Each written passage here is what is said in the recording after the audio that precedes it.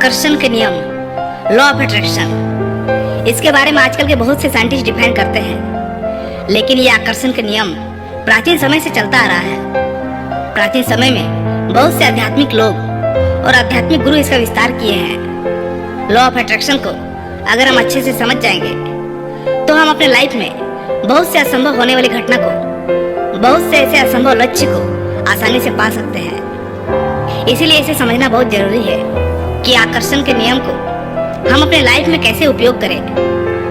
आइए इसे समझते हैं एक छोटी सी प्राचीन कहानी से। एक गुरु का एक शिष्य आकर्षण के नियम को जानने के लिए बहुत परेशान था।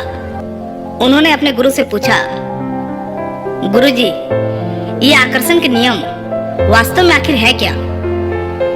गुरु ने इसका उत्तर दिया कि हम जिस पदार्थ या वस्तु को चाहते हैं वह हमारी तरफ खींची चली आती है। सिर्फ इतना ही जानने के बाद वह शिष्य ने एक प्रयोग किया। उसने एक बर्तन में पानी भरकर अपने घर के बाहर रख दिया और पूरी शक्ति से सोचने लगा कि यह पानी भाप बनकर उड़ जाए।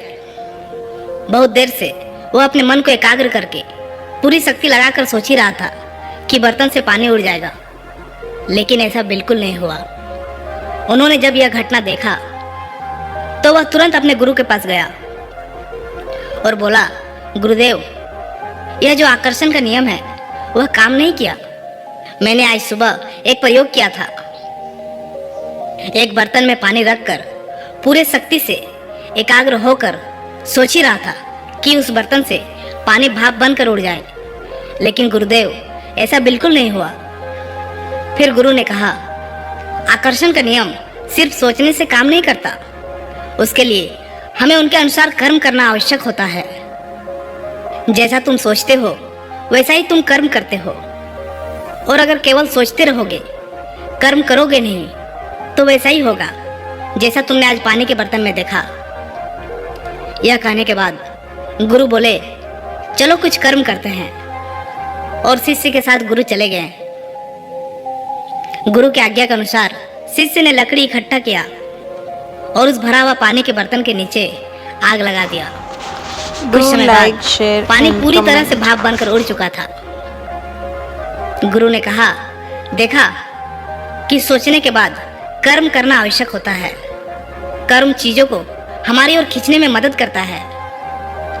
अगर तुम्हारा मन करता है कि तुम पानी को भाप बनाकर उड़ा दोगे, तो तुम कर्म करो।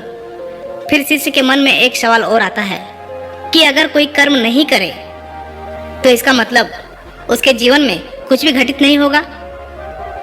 फिर गुरु ने कहा, एक काम करो, उस बर्तन में फिर से पानी भरकर ले आओ। शिष्य ने गुरु की आज्ञा मानते हुए उसने दोबारा से बर्तन में पानी भरकर ले आया।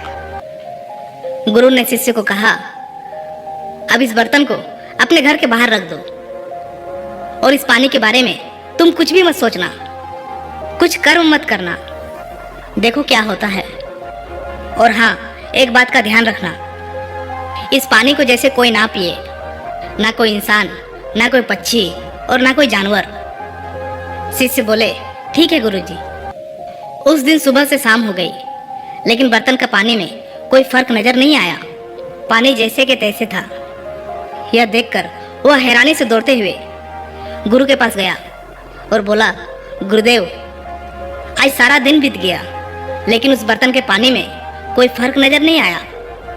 यह सुनकर गुरुजी मुस्कुराए और बोले, कुछ दिन बीतने के बाद तुम दोबारा आना, लेकिन याद रहे, उस बर्तन के पानी के बारे में कुछ भी नहीं सोचना है। फिर दूसरे दिन शिष्य ने देखा कि बर्तन के पानी में कोई बदलाव नहीं है। बर्तन की पानी का आयतन लगभग उतना ही था, सिर्फ थोड़ी सी नाम मात्र का कम दिख रहा था। इसी तरह समय बीतते गया। ठीक 7 दिन बीतने के बाद उस बर्तन का पानी पूरा खाली हो गया।